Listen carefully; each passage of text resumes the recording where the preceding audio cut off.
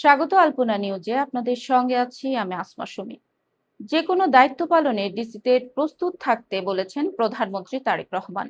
রাজধানীর ওসমানী স্মৃতি মিলনায়তনে 4 দিন ব্যাপী ডিসি সম্মেলনের উদ্বোধন অনুষ্ঠানে এই কথা বলেন প্রধানমন্ত্রী। এ সময় সরকার প্রধান বলেন, দুর্নীতির সঙ্গে আপোষ নয়, স্বচ্ছতা কর্মদক্ষতার ওপর জনপ্রশাসনে পদোন্নতি দেয়া হবে।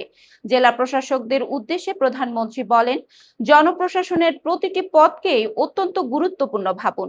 দেশের যে কোনো স্থানে দায়িত্ব পালনে নিজেদের প্রস্তুত রাখতে হবে।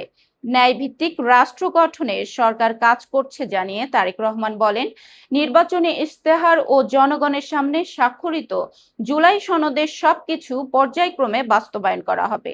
সন্ধ্যা 7টার পর মার্কেট শপিং মলে যাতে বিদ্যুৎ ব্যবহারে সতর্কতা অবলম্বন করা হয়, সেদিকে জেলা প্রশাসকদের নজর দেওয়ার আহ্বান জানান তারেক রহমান।